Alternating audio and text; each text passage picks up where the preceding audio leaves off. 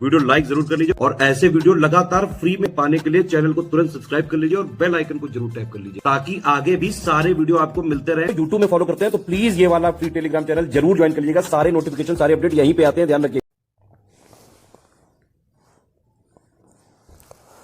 नमस्कार साथियों, स्वागत है आप सभी के स्टडी फॉर सिविल सर्विसेज में। और ये है हमारी बीईओ और पीसीएस की डिवाइस सीरीज। और बीईओ और पीसीएस की डिवाइस सीरीज में आज का जो टॉपिक है वो बहुत सिंपल सा है और हो सकता है आपने इसको पहले भी पढ़ा हो। टॉपिक है हमारा भारत की जनगणना। ठीक है, तो जनगणना से जुड़े हुए इंपॉर्टेंट जो मुद्दे हैं, जो फैक्ट हैं, उनकी आज हम बात करेंगे।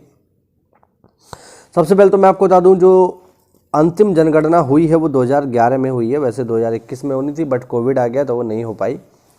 और अभी तक हमारे पास जो लेटेस्ट डेटा है वो 2011 तक का ही है। और पेपर में मुझे लगता है कि यही आएगा, अगर आएगा तो। वैसे तो नहीं आएगा क्योंकि काफ़ी पुराना हो चुका है, लेकिन अगर आएगा तो यही आएगा जब तक न्यू सेंसस नहीं आ जाता तब तक। ठीक है, तो 2011 में जब ये हुआ था तो 15वीं जनगणना थी और आज़ादी के बाद 7वीं जनगणना थी, ध्यान रखना।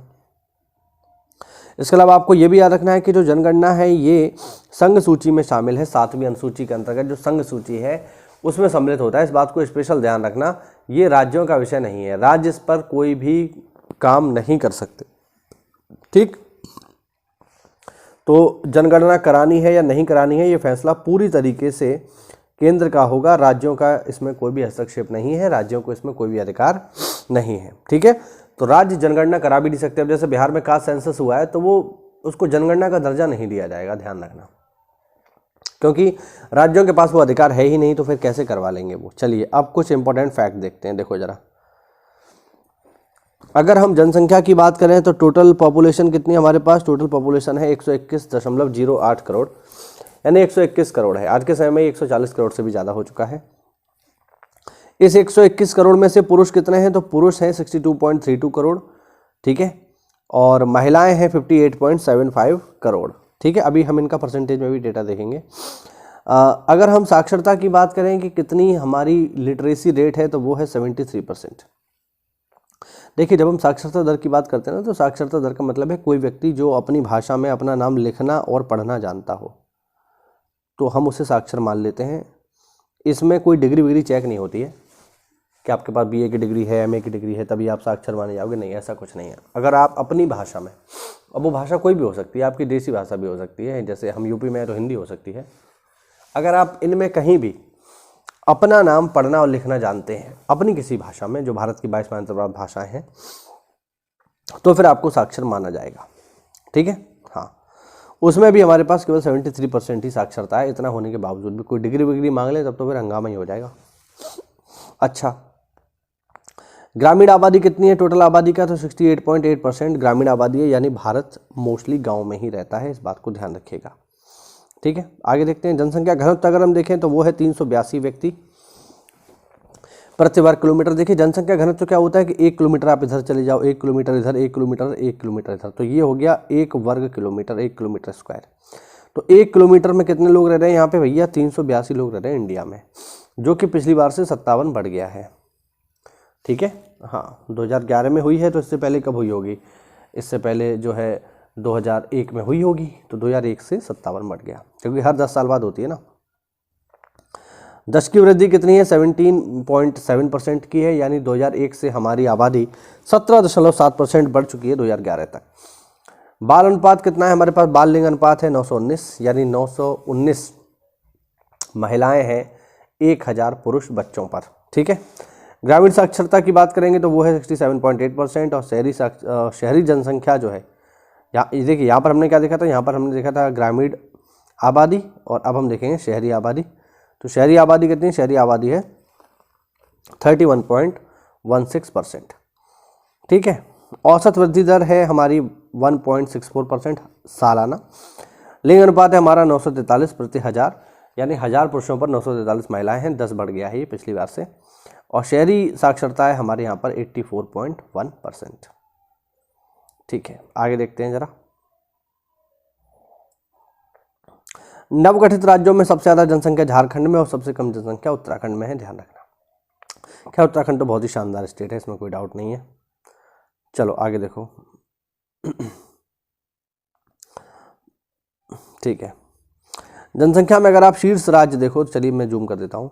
जनसंख्या में टॉप स्टेट कौन कौन से हैं भैया, तो सबसे पहले आता है हमारा यूपी। यूपी की आबादी 19 करोड़ 98 लाख, पूरे देश की आबादी का 16.5%। फिर आता है महाराष्ट्र।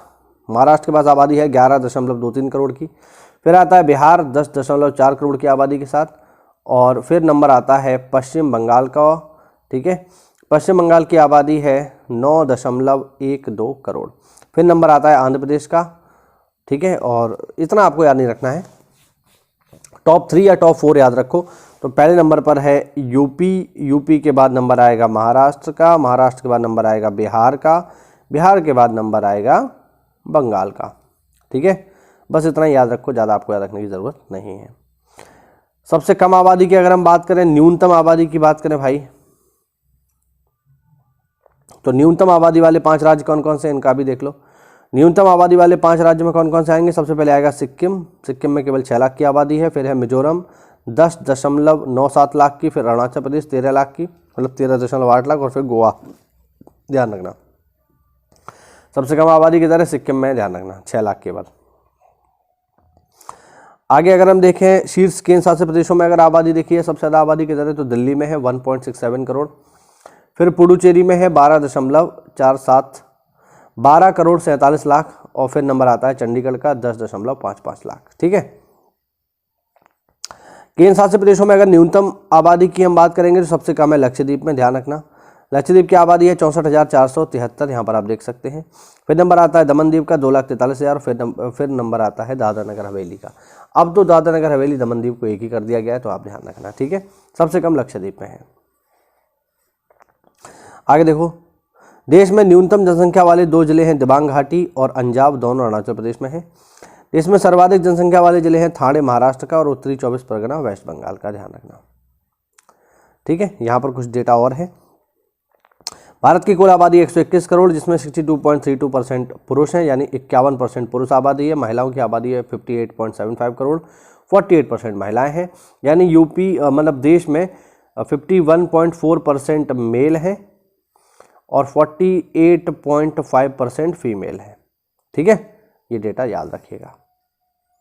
यहाँ पर शिशु आबादी भी दे रखी है। शिशु आबादी है 0 से 6 साल की 13.59%, यानी 16.44 करोड़ हमारे यहाँ बच्चे हैं, जिनमें पुरुष बच्चे हैं 8.87 करोड़ और महिला बच्चे हैं 7.87 करोड़, ठीक है। 10 की वृद्धि दर वाला डेटा हमने देख ही लिया, थोड़ा और देख लो इसको। भारत की 10 की वृद्धि दर है 17.7, यानी पिछले 10 साल में। और 1991 से 2001 तक सबसे ज़्यादा थी, कितनी थी, 21.54। ये आप ध्यान रखना, पेपर में पूछा जा चुका है। सबसे ज़्यादा वृद्धि दर इसी समय पर रही है हमारी। आगे देखते हैं, आगे सर्वाधिक वृद्धि दर वाले 5 राज्य, सबसे ज़्यादा आबादी कहाँ बढ़ रही है भाई, देख लो यहाँ पे। तो सबसे ज़्यादा बढ़ रही है मेघालय में 27.9% के साथ। फिर अरुणाचल प्रदेश में 26, फिर बिहार में 25.4, फिर मणिपुर में 24.5, ठीक है। चलिए, न्यूनतम 10 की वृद्धि दर वाले राज्य, सबसे आबादी कम कहाँ हो रही है, तो देखो नागालैंड में तो आबादी बढ़ने की बजाय घट गई है 10 साल में, माइनस में चली गई ना, तो घट गई है नागालैंड में। उसके बाद नंबर आता है केरल में, ठीक है। फिर नंबर आता है गोवा का, फिर नंबर आता है आंध्र प्रदेश और फिर सिक्किम का, ध्यान रखना। यहाँ पर आबादी बहुत धीरे धीरे बढ़ रही है, नागालैंड में तो बढ़ने की बजाय घट गई है, ठीक है। आगे देखो, सर्वाधिक 10 की वृद्धि दर वाले अगर केंद्र शासित प्रदेशों की बात करेंगे तो केंद्र शासित प्रदेश में नाम आएगा दादरा नगर हवेली का, फिर दमनदीव का और फिर पुडुचेरी का, ध्यान रखना। दादरा नगर हवेली की आबादी जो है ये 15.9% के हिसाब से बढ़ रही है, 55.9% के हिसाब से। दमनदीव की 53.8 और पुडुचेरी की 28.1% के हिसाब से हर 10 साल में आबादी बढ़ रही है। इतनी 10 साल में अपनी आबादी का 55.9% यानी 56% आबादी दादरा नगर हवेली की बढ़ जाती है। काफ़ी तेज़ी से बढ़ रही है, सीधी सी बात है ये। न्यूनतम 10 की वृद्धि दर वाले राज्यों की बात करेंगे तो सबसे कम है लक्षद्वीप, उसके बाद अंडमान और निकोबार और फिर नंबर आता है साथियों चंडीगढ़ का, ठीक है। चलिए और देखते हैं,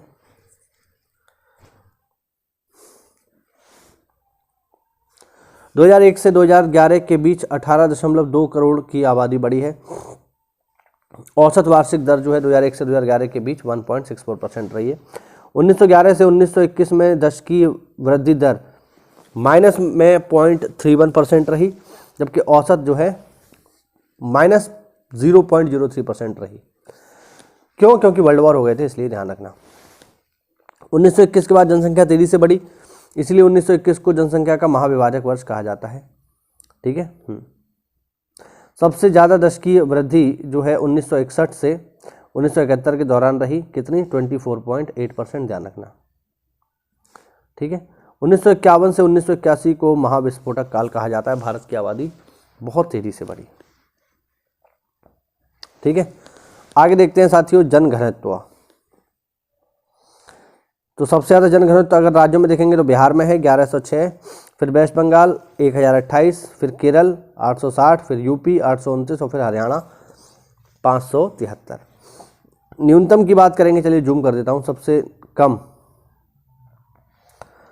जनसंख्या घनत्व कहाँ पर है? तो सबसे कम है अरुणाचल प्रदेश में, केवल 17, फिर मिजोरम 52, फिर सिक्किम 86, फिर नागालैंड जो है इसका नंबर आएगा। ठीक है, 119। ठीक है। केंद्र शासित प्रदेशों में अगर आप जनसंख्या घनत्व देखोगे तो दिल्ली में सबसे ज़्यादा है, फिर चंडीगढ़ में, फिर पुडुचेरी में। और न्यूनतम आप देखोगे तो सबसे न्यूनतम जो जनसंख्या घनत्व है वो अंडमान निकोबार में है, और फिर नंबर आता है दादरा नगर हवेली का, ध्यान रखना। और फिर नंबर आएगा लक्षद्वीप का।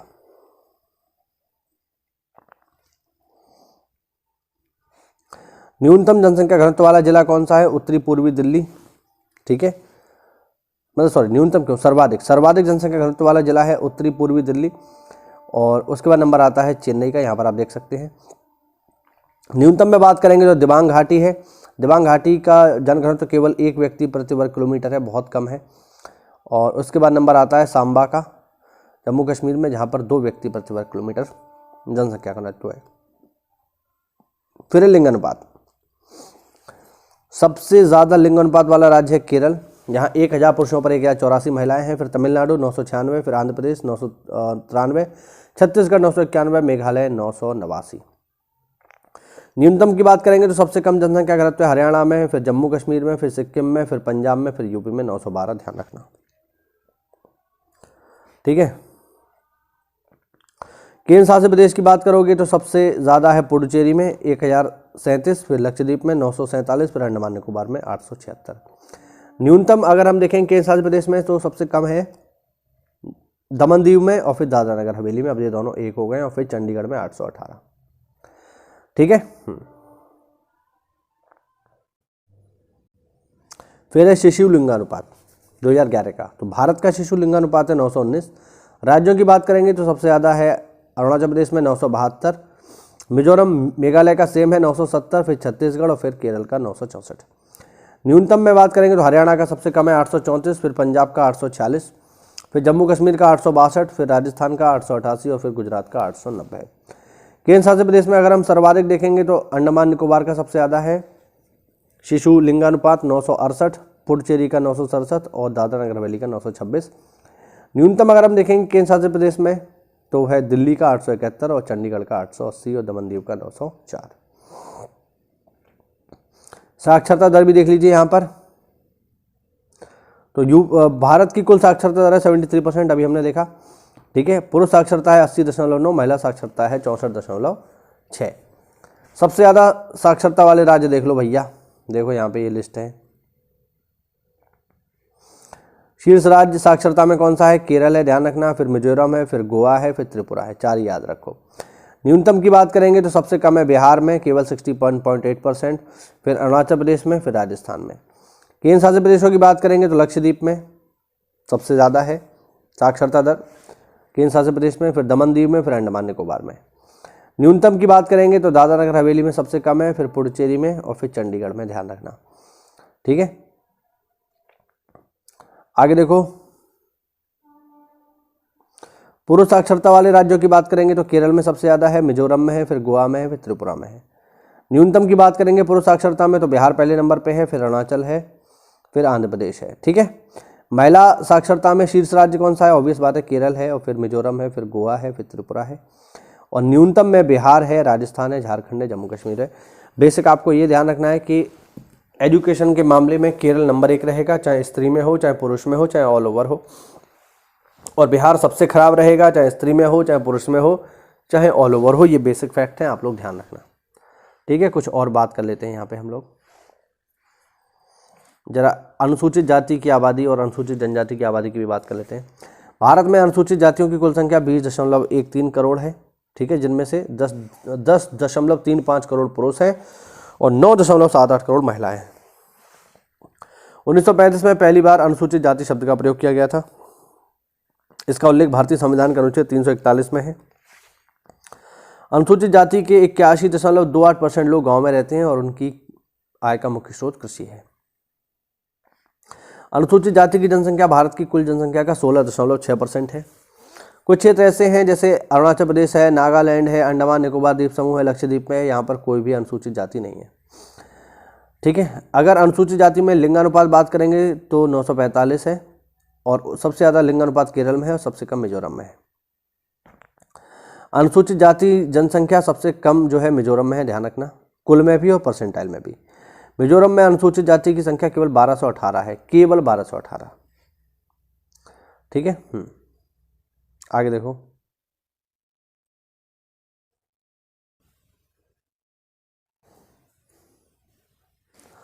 अनुसूचित जाति की संख्या वाले मतलब एससी की आबादी में सबसे ज़्यादा एससी की आबादी यूपी में मिलेगी आपको, फिर वेस्ट बंगाल में, फिर बिहार में, फिर तमिलनाडु में, फिर आंध्र प्रदेश में।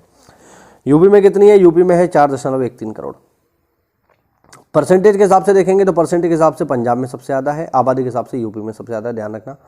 तो परसेंटेज में पंजाब है, फिर हिमाचल है, फिर वेस्ट बंगाल है, फिर यूपी है, ध्यान रखना। ठीक है, आगे बात करते हैं अनुसूचित जनजातियों की।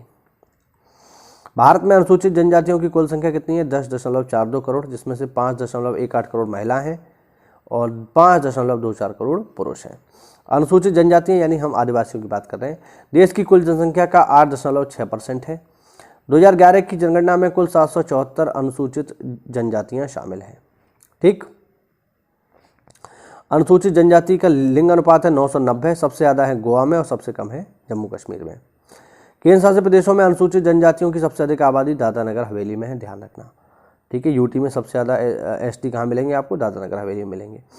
पुडुचेरी, दिल्ली, चंडीगढ़, हरियाणा, पंजाब में कोई अनुसूचित जाति नहीं है, यानी यहाँ पर कोई एसटी नहीं है, ध्यान रखना। पंजाब में कोई एसटी नहीं है, ना पुडुचेरी में, ना दिल्ली में, ना चंडीगढ़ में, ना हरियाणा में। एसटी की आबादी के मामले में शीर्ष राज्य कौन से हैं? तो सबसे ज़्यादा एसटी आपको मिलेंगे एमपी में, फिर महाराष्ट्र में, फिर ओडिशा में, फिर राजस्थान में। अगर हम परसेंटेज की बात करेंगे तो सबसे ज़्यादा परसेंटेज में आपको एसटी मिलेंगे लक्षद्वीप में, फिर मिजोरम में, फिर नागालैंड में, फिर मेघालय में, फिर अरुणाचल प्रदेश में। ठीक है, तो ध्यान रखना, ये हुई हमारी एससी एसटी की आबादी। अब इसमें थोड़ा और रह गया है, उसको मैं एक क्लास में और कवर करूँगा। ठीक है, तो मिलते हैं साथियों अगली क्लास में, तब तक के लिए जय हिंद, जय भारत, वंदे मातरम।